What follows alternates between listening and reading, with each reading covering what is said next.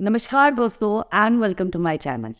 सो दोस्तों, आज हम बात करेंगे on if you should buy a used car और if you should buy a new car. Car खरीदना ये एक स्टेटस सिंबल होता है। ये बहुत ही इम्पोर्टेंट डिसीजन होता है क्योंकि इसमें बहुत सारे हमारे पैसे लग जाते हैं। लेकिन दोस्तों, लोग ये डिसाइड नहीं कर पाते कि क्या उनको एक यूज्ड कार खरीदनी चाहिए या उनको एक नई कार खरीदनी चाहिए। तो इसी विषय पे है हमारा आज का ये वीडियो। ऑब्वियसली दोस्तों, एक न्यू कार जब आप लेते हैं तो उसका मज़ा कुछ और ही होता है। नए व्हील्स, उस कार का नया स्मेल आना। दोस्तों, कार खरीदना जो होता है ये एक फील गुड फैक्टर देता है क्योंकि जब आप नई कार खरीदते हैं तो उसकी जो शाइनी बॉडी होती है, उसके जो नए व्हील्स होते हैं, उसमें एक जो नया स्मेल होता है वो हम सबको बहुत ही ज़्यादा अट्रैक्ट करता है। लेकिन अगर दोस्तों आप अपने खर्चे के हिसाब से या अपने फाइनेंस मैनेजमेंट के हिसाब से देखें तो एक यूज्ड कार बाय करना एक न्यू कार से बेटर होता है। अब ये बेटर क्यों होता है, ये पॉइंट्स हम आगे देखेंगे। दोस्तों, जब हम नई कार खरीदते हैं तो ऑब्वियसली नए फीचर्स, एडवांस टेक्नोलॉजी के साथ वो हमें कार मिलती हैं।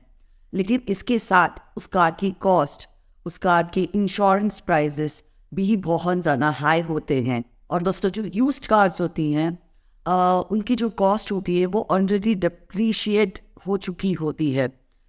जैसे दोस्तों, अगर आप एक नई कार खरीदते हैं और जैसे ही आप शोरूम के बाहर उस कार को लेके आते हैं, उसकी 30% वैल्यू डिप्रिशिएट हो जाती है क्योंकि वो कार सेकेंड हैंड हो जाती है, वो कार ऑलरेडी किसी ने खरीदी हुई हो जाती है। अगर दोस्तों हम इस लॉजिक से बात करें तो ये लॉजिक जो है वो पुरानी या सेकेंड हैंड कार्स के लिए भी अप्लीकेबल होता है। सो दोस्तों, जब आप एक पुरानी कार लेते हैं तो ऑब्वियसली उसकी प्राइस तो बहुत कम होती ही है क्योंकि उसकी वैल्यू ऑलरेडी डेप्रिशिएटेड होती है।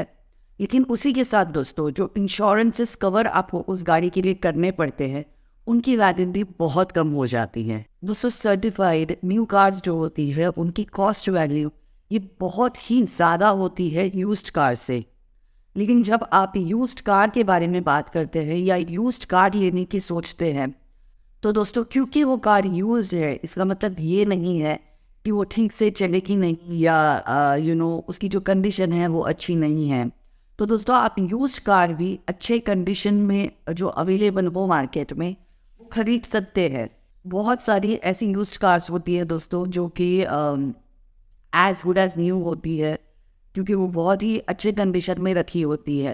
तो आपके लिए एक नेचुरल चॉइस ये होना चाहिए कि आप एक यूज्ड कार जो कि अच्छे कंडीशन में हो वैसी कार खरीदे। तो दोस्तों, जब आप एक पुरानी और नई कार के बीच में डिसाइड कर रहे हो तो बहुत सारे फैक्टर्स होते हैं जो कि आपको कंसिडर करने ज़रूरी हो जाते हैं। जैसे कि उस कार का मेंटेनेंस आपको पर मंथ क्या आएगा।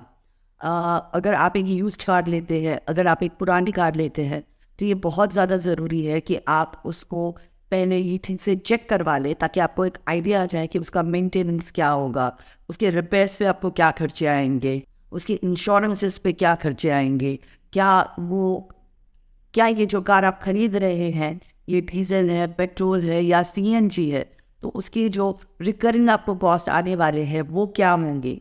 ये सारी चीज़ें आपको मद्देनज़र रखनी हैं जब भी आप कोई भी कार खरीदें, नई या पुरानी। लेकिन पुरानी कार्स के साथ कुछ एडेड चीज़ें आती है, जैसे कि मैंने कहा कि रिपेयर, मेंटेनेंसेस और ये सारी चीज़ें भी आपको ख्याल में रखनी है। सो दोस्तों, what are the advantages of buying a new car. So दोस्तों, ये तो हम नहीं कह सकते कि नए कार के अपने एडवांटेजेस नहीं होते, ऑब्वियसली होते हैं। वो एक फील गुड फैक्टर देती है, आपका सेल्फ एस्टीम बढ़ जाता है। आपके जब दोस्त उस कार में बैठते हैं तो वाली जो फीलिंग आती है वो बहुत ही मज़ा देती है। कॉस्मेटिक्स होते हैं कार के अंदर, वो भी अपने एडवांटेजेस के साथ आते हैं। और हमारे सोसाइटी में दोस्तों, कार जो है वो एक स्टेटस सिंबल हो जाती है। तो नई कार जब आप लाते हैं तो उसके ऑब्वियसली अपने एडवांटेजेस होते हैं।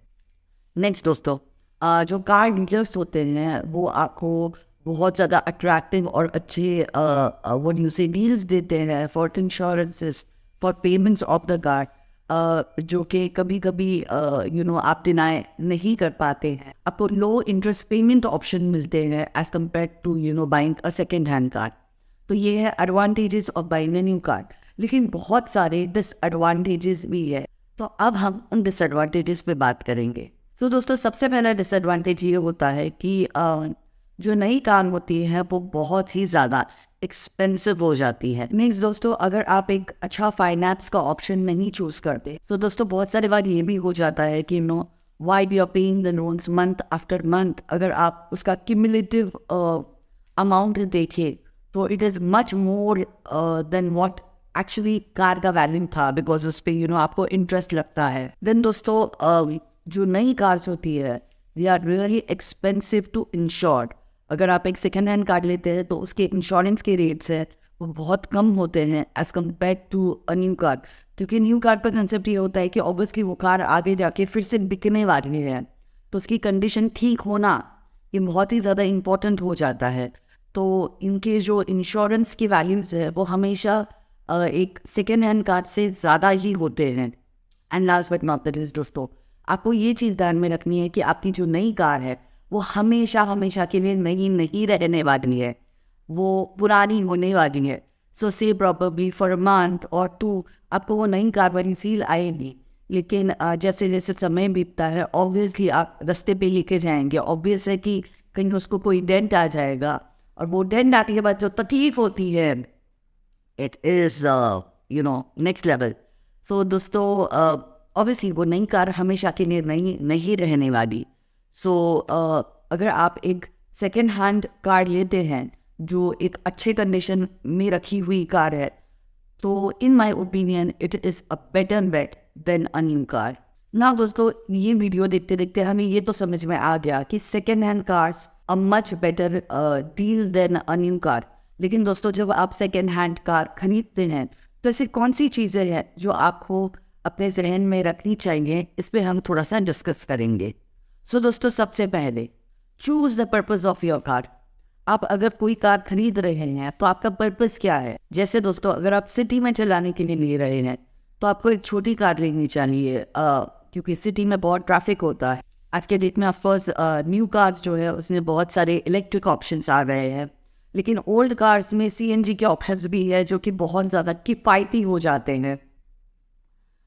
बिकॉज आपको आपका जो फ्यूल का रेट है या जो फ्यूल आपको भरने का खर्चा आने वाला है वो ड्रास्टिकली रिड्यूस हो जाता है एज कम्पेयर टू डीजल और पेट्रोल कार्स। देन दोस्तों you need to determine the on road cost of that particular car, और उसके बारे में आपको रिसर्च करना चाहिए। जैसे ही आपका रिसर्च खत्म हो जाता है दोस्तों उसके बाद what you need to do is आपको 3 से 4 ऑप्शंस फिगर आउट करने हैं और उनकी टेस्ट ड्राइव लेनी है। जब आप टेस्ट ड्राइव लेते हैं तो ऑब्वियसली आपको बहुत सारी चीज़ें जो है वो क्लियर हो जाती हैं। तो दोस्तों जैसे आपका रिसर्च खत्म हो जाए उसके बाद what you need to do is you need to test drive with the car, और उसके जितने भी फीचर्स हैं वो आपको समझने होंगे। And last but not the least दोस्तों, कुछ ऐसे भी सेलर्स हैं जो कि सेकेंड हैंड कार्स में ही डील करते हैं।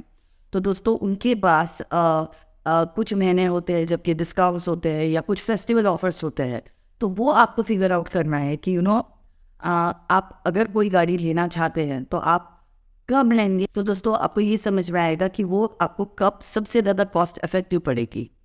और दोस्तों जैसे कि मैंने कहा कि अगर आप नई गाड़ी भी खरीदते हैं तो आपकी नई गाड़ी जो है वो हमेशा के लिए नहीं रहेगी। So to go with a second hand car is always a better choice as compare to a first hand car.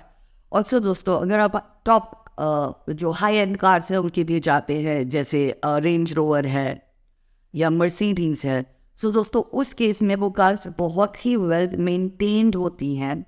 Okay, सो उस केस में जो ये हाई एंड कार्स है उस केस में आपको 100% you need to go for a second hand model, क्योंकि आपका जो कॉस्ट ऑलमोस्ट दोस्तों 30 to 40% आपका कॉस्ट रिड्यूस हो जाता है, और एक अच्छी कंडीशन में जो रखी हुई कार है वो आपको बहुत ही कम कॉस्ट में मिलती है।